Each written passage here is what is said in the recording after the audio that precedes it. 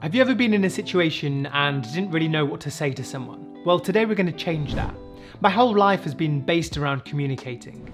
I did stand-up comedy for years, which is about the intricacies of language. I did a medical degree in which we got training about communicating to patients.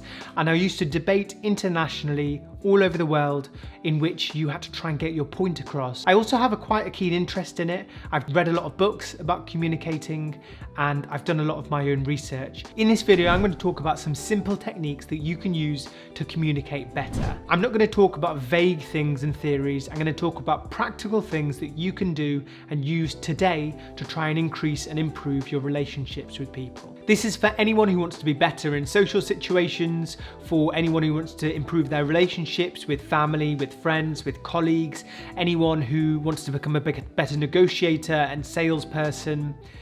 This is the video for you. A lot of these techniques are explained in more detail in a book by Chris Voss called Never Split the Difference. It's a book about negotiating. Chris Voss was an FBI negotiator and he talks you through some of the techniques that they used in the FBI. Technique number one is mirroring. Most people have heard of mirroring in some way but have the concept slightly wrong. When people think of mirroring, they think of these big, overt physical movements that are mirroring. So if someone is sitting like this with their arm up, you might copy their movements and do the same thing. And by having the same body language as a person, you're effectively subconsciously building a connection with them. So that's mirroring in a big, broad sense that people understand, but it's a much, much more subtle thing from that. What I'm talking about specifically is using your language to mirror to a person. Mirroring is about listening and repeating. Listening for a cue, and when that cue comes,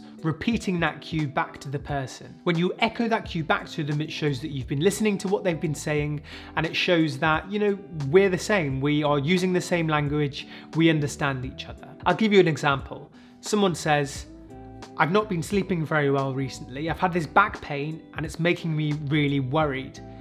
So the cue that we're going to pick up on there is the word worried. And we're going to echo that word back to them with a mirror and an open question. And we'll come on to open questions a bit later. So you might say, worried? What makes you say that? Now those 6 words, worried, what makes you say that, are really powerful. The worried shows that we've actually listened to what they've said, we've absorbed the information, and we are picking up on that cue and we're asking them about it. It gives them a chance to elaborate on what they've said. Either they can repeat what they've said or they will give you more detail, because listening is key. And we've allowed them to do that by asking an open question, which we'll come on to later. When you think in your head of people that you really like to have conversations with, they're not the people who are the best talkers, they're actually the people that are the best listeners. So if you think of that person, what they're actually doing is just listening a lot, which makes you think in that situation, I really enjoyed that conversation, because it allowed you to speak. Mirroring is a really good technique that you can start using today to try and strengthen and build those situations. The second technique is something called labeling. The best way to communicate with someone is to be empathetic. It's to put yourself in their shoes and to think, if I were in their shoes, what would I be thinking and what would my issues be? And in this way, you can make them feel heard and you can start to build that relationship. You are not there to shove logic down someone's throat when neither of you are ready to listen. You're there to demonstrate to them that you can understand their point of view so that you can move forward, whether it's in sales or whether it's just building personal relationships. To do this well, we use a technique called labeling. Labeling is where you verbalize someone's emotions back to them so that they can see you've understood how they're feeling.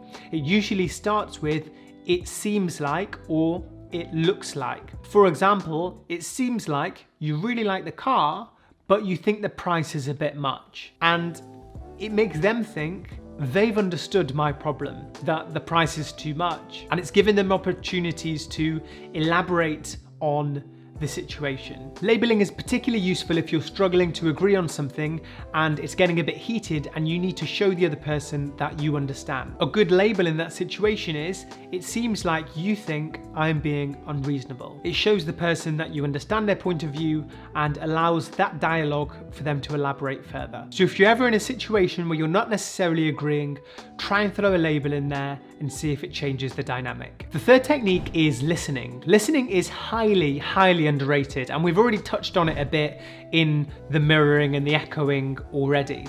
But listening is much more important than talking. And actual listening is not about waiting for someone to finish talking so that you can say your next point, because if you're doing that, you're not actually listening to what they're saying, you're just thinking of what you're going to say next. Actual listening is trying to understand what the other person is saying and then trying to address some of their concerns. To vocalize their concern with a label and then to try and address that concern. A good thing that we can start to do from today is something called active listening. Active listening is something that's heavily emphasized at medical school and for doctors. So all doctors get taught about how to become a good active listener. I'll give you an example. The patients come in and they're telling you about their problem and they're going on a little bit. To show them that you're interested and you're still listening, you'll nod your head every so often. You might make the yeah sort of noises, and it sounds really artificial when I'm doing it in this situation, but if you're with a patient and you are nodding and you're saying yeah, the experience for that other person is that actually they'll come out of it and say, I felt like that person listened to me. And actually, if you were not doing that at all and you were just sat there blank-faced listening to them still, it wouldn't be the same reception. There's a massive difference between listening to someone and making them think that they've not been listening to, and listening to someone and making them think, I think that person has heard me. And sometimes people just need someone to listen. So for the next few days, why don't you try out some active listening? Finally, we're going to talk about open questions. Open questions are questions that don't have a yes or no answer. If it doesn't have a yes or no answer, it means that A, the person has to elaborate on what they've said, and they might give you more detail, which might be valuable to you. So if it's in a sales situation or if it's with a patient, they'll give you more information. And B, is that it will continue the conversation and keep it flowing so it doesn't dry up. So if you're in a social situation, open questions are really good at keeping conversation flowing. The opposite of an open question is a closed question. Closed questions can be useful if you need to know specific pieces of information, but generally you should always start off conversations using open questions. An example of a closed question is, has the window cleaner come today? Yes or no. Those are the two answers. There's no other answers than that. An example of an open question is, how does that make you feel? Or, and what do you think about that? Let me use it in context. Open question, how have you been feeling? I've been feeling very tired and I can't sleep at the moment. Open question and mirror, can't sleep? What do you mean by that? I mean that when I try and sleep, I just lie awake thinking about all the things I have to do. Open question and mirror, and what things do you have to do that are keeping you awake? So this is a really good way of keeping conversation flowing, teasing more and more information out of someone and making sure that they feel listened to. I hope you enjoyed this video, guys. This was 4 simple communication techniques that you can improve your communication with colleagues, with friends, with family, in sales, absolutely anywhere. Just improve your relationships with people. As always, if you are new to the channel, make sure you hit that subscribe button so you don't miss any videos. Take care everyone and stay safe.